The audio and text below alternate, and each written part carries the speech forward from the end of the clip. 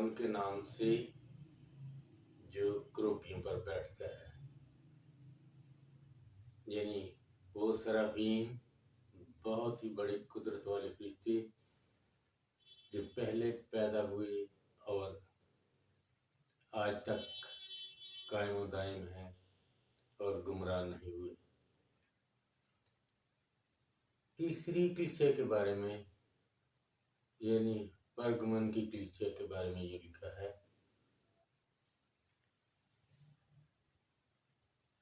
और परगमन की कलीसिया के फरिश्ता को यूं लिख कि जिसके पास दोधारी तेज तलवार है, यूं फरमाता है कि मैं जानता हूँ कि तू शैतान की तख्तगाह में सुकूनत करता है और मेरे नाम पर कायम है। जिन दिनों में मेरा वफादार शहीद अंतिपास तुम में उस जगह कत्ल हुआ जहाँ शैतान रहता है, तो उन दिनों में भी तुमने मेरे नाम का इनकार नहीं किया। लेकिन मुझे तुझसे चंद बातों की शिकायत है।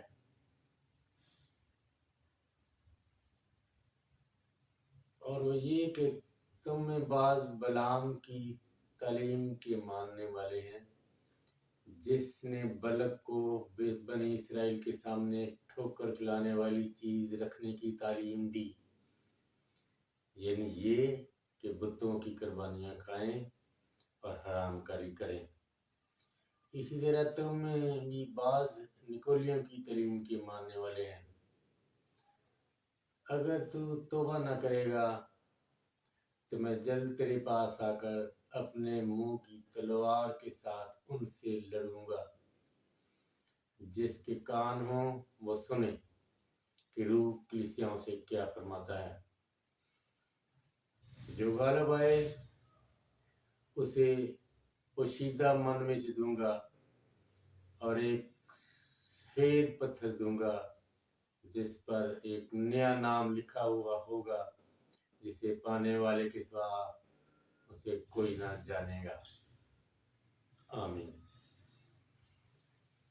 यहाँ बहुत सारी बातें हैं।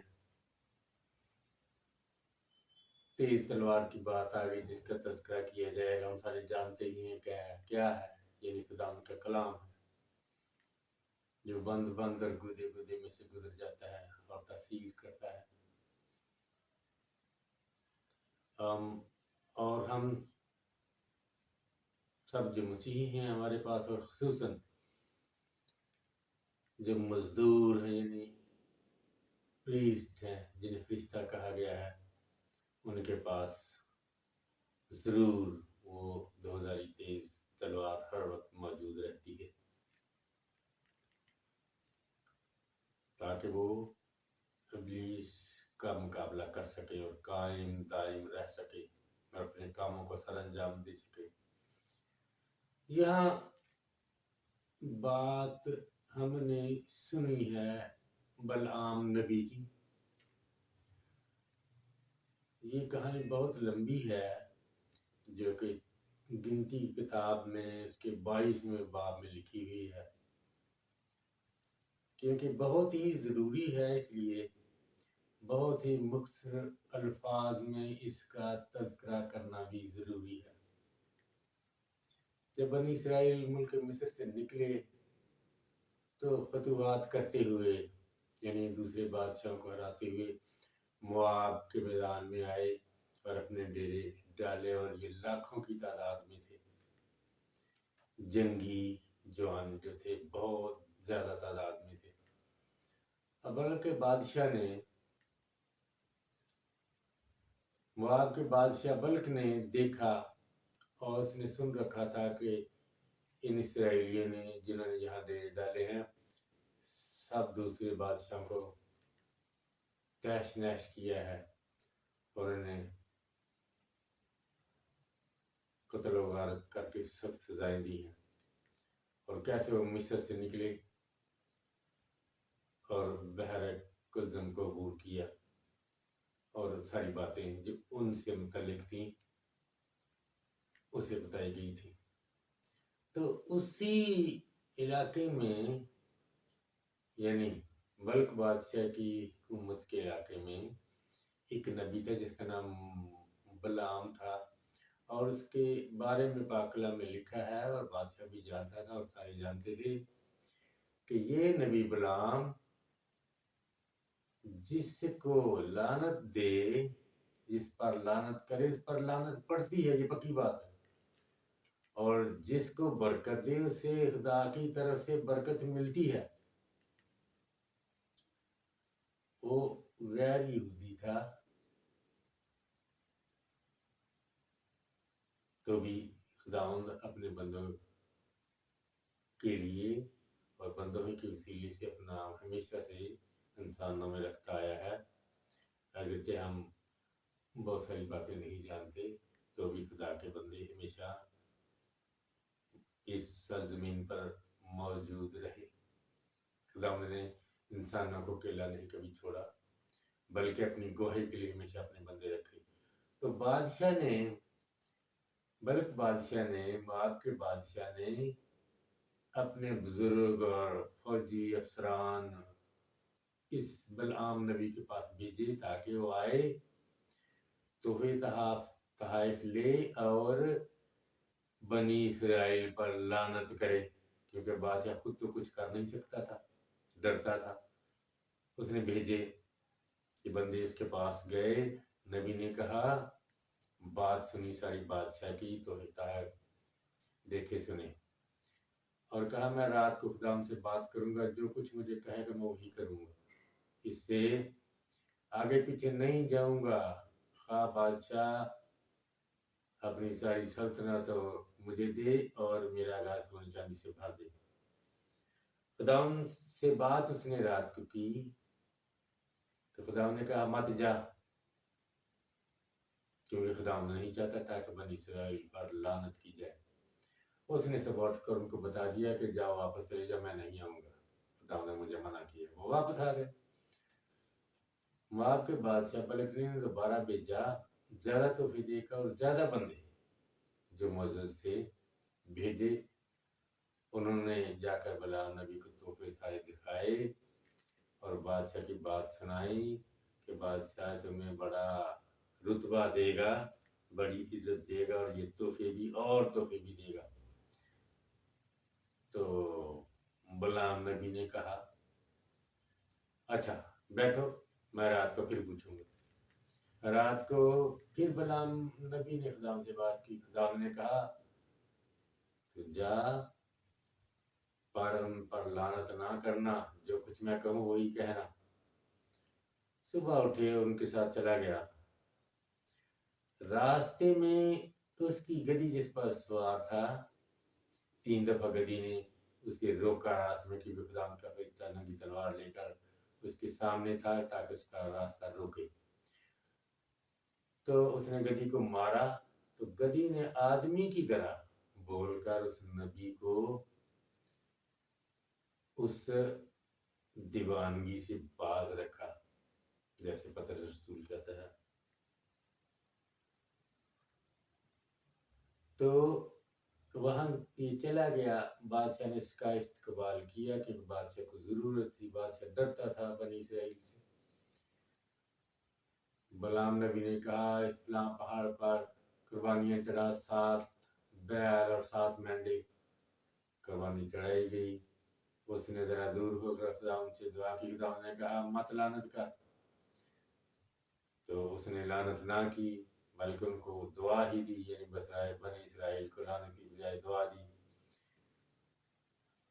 پھر بادشاہ نے دوسری پہاڑی پر اسی طرح قربانیاں چڑھائیں، بلق نے پھر دعا ہی دی اور لعنت نہ کی۔ تیسری مرتبہ کی مواب کے بادشاہ بلق نے قربانیاں چڑھائیں، لیکن بلعام نبی نے دعا ہی دی، اور بادشاہ کو برا لگا کہ میں نے لعنت کرنے کے لیے بلایا اور یہ دعا ہی دیتا جاتا ہے۔ ویسے کہا کہ کم از کم تو ان کو دعا تو نہ دے۔ بہرحال بادشاہ اس کو اور مجبور نہ کر سکا، لیکن کیونکہ دل میں بادشاہ کے لیے اس کی عزت تھی اور لالچ آ گیا تھا کہ اگر میں کچھ نہ کروں گا تو شاید یہ تحفے مجھے نہ ملے، رتبہ بھی نہ ملے بلکہ سزائیں ہوں۔ تو اس نے بادشاہ کو بات سمجھائی کہ تو ایسا کر کہ اپنی عورتیں ان کے پاس بھیج دے جو بن سور کے جائیں تاکہ یہ بنی اسرائیل کو خداوند سے دور کرے۔ سو موابی عورتیں ان کے پاس گئیں، ان کے ساتھ کھایا پیا، ان کے ساتھ سوئیں اور ان کے ساتھ رہنے لگیں اور ان کے بچے بھی ہوئے، اور آہستہ آہستہ ان عورتوں نے بنی اسرائیل کے لوگوں کو خدا کی محبت سے دور کر دیا۔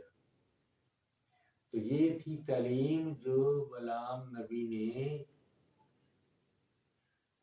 ان کو سکھائی۔ بادشاہ کو یہ بات سمجھا دی کہ تو اگر ایسا کرے گا تو کیونکہ یہ حرام کاری کریں گے، اپنے خدا سے منہ موڑ لیں گے، تو خدا خود ہی ان پہ لعنت کرے گا۔ جب تک بنی اسرائیل خدا کے ساتھ اس کے پیچھے پیچھے چلتے ہیں، کوئی لعنت ان پہ نہیں کر سکتا، کوئی لعنت کارگر ثابت نہ ہوگی۔ تو یہ ہے اس کی کہانی۔ یہاں میں ایک اور چھوٹا سا ایک تبصرہ کرنا چاہتا ہوں، بات بتانا چاہتا ہوں تاکہ بات تھوڑی سی بہتر سمجھ آ جائے کہ ارمیا نبی جو کہ بہت بڑا معزز نبی تھا، وہ خدا ان کے کلام کے مطابق بادشاہ کو کہتا تھا کہ بلدانی یعنی بابل کا بادشاہ تجھ پر چڑھ آیا ہے، وہ شہر کو گرائے گا، مارے گا، تمہیں سب کو قتل کرے گا اور قید کر کے لے جائے گا۔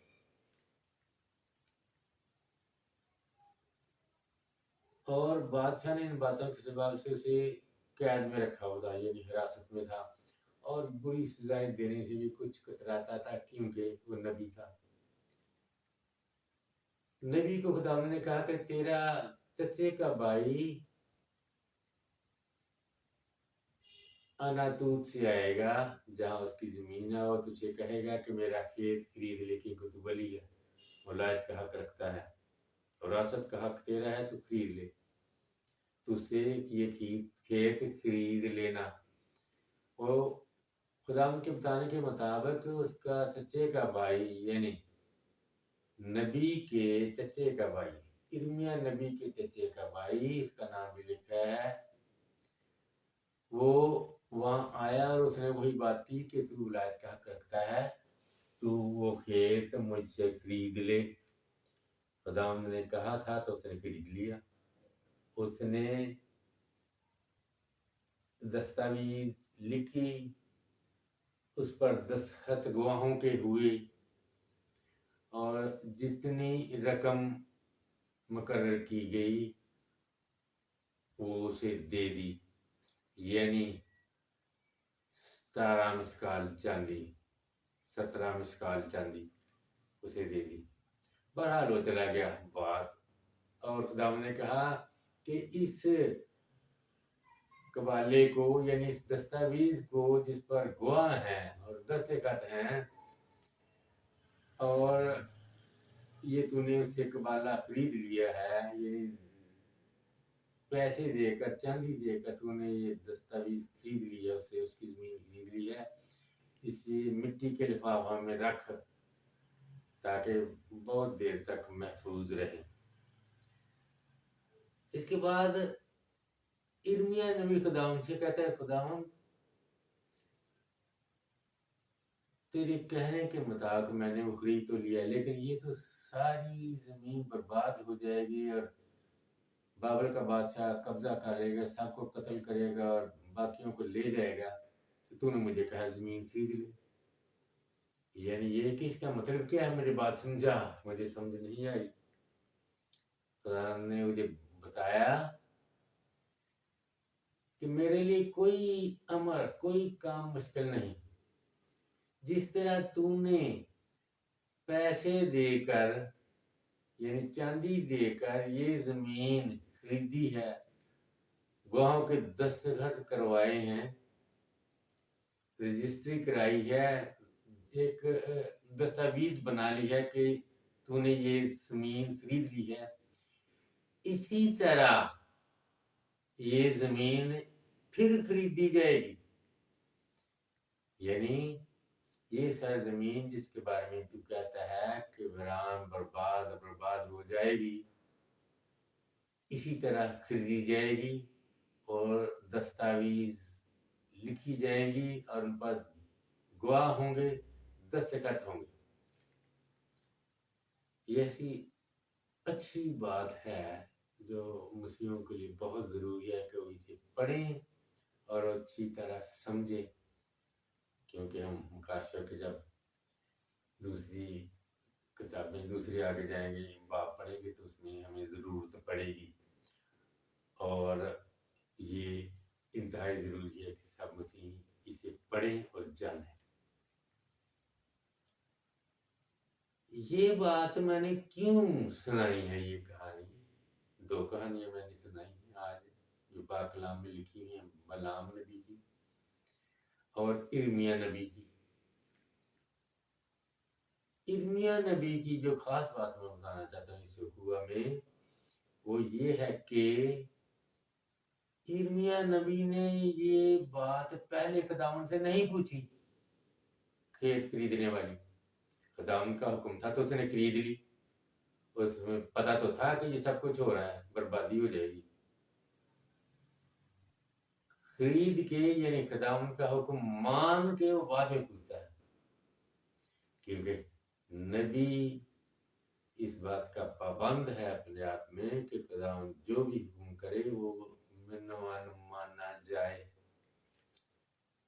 بلعام کے ساتھ میں نے اسے کیوں جوڑا ہے تاکہ ہمیں سمجھ آئے.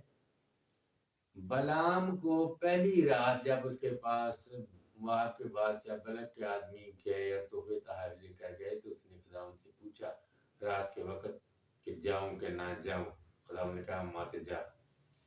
دوسری دفعہ جب پھر آئے تو پھر اس کے دل میں لالچ آ گیا تھا، اس نے کہا میں دوبارہ پوچھ لیتا ہوں خداوند سے. تو خداوند اپنی بات بار بار نہیں کرتا، یا اپنی بات کو دوسری طرح کرتا ہے، یا ویسے کہتے ہیں مکر جاتا ہے. خداوند کی بات، اس کا فیصلہ ٹل ہے. وہ انسانوں کی طرح نہیں کہ بھول جائے یا دہرائے یا اپنی بات سے انحراف کرے. تو کیونکہ اس نے خداوند کی بات نہ مانی تو نبی بلعام نے برا کیا، جس کی سزا بھی اسے ملے، بعد میں قتل بھی ہوا. اور اس نے لعنت تو نہ کی لیکن لعنت کے برابر ہی کام کروا دیا، یعنی ٹھوکر کھلانے والی تعلیم دی. یہی ہے جس سے کلیسیا کو کہا جاتا ہے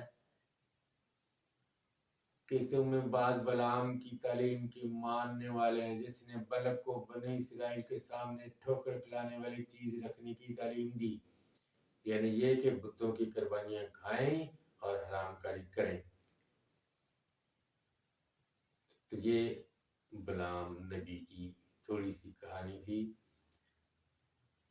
جس کی بات میں آخر میں یہی کرنا چاہتا ہوں کہ پہلے خدا بلعام نبی کے ساتھ بات کرتا تھا رات کو یا رویا میں، لیکن کیونکہ اس نے یہ قصور کیا، وہ کام کیا جو خدا کو پسند نہیں تھا، تو خدا نے اس سے خود بات نہیں کی بلکہ شرمندہ کرنے کے لیے سزا کے طور پر کہا کہ اب تو اپنے خدا سے نہیں بلکہ گدھی سے ہدایت پائے گا.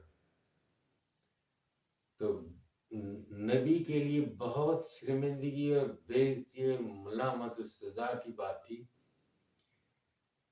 کہ خدا نہیں بلکہ گدھی اسے خطاب کرتی ہے اور سمجھاتی ہے. اچھا، تو اور باتیں ہیں، ہر ایک بات مکاشفہ کی، ہر ایک آیت معنی خیز ہے، بڑی گہری باتیں کرنے والی بہت زیادہ ہے۔ جہاں جہاں موقع ملتا جائے گا کریں گے۔ خدا ہم سبوں کو بڑی برکت دے، آمین۔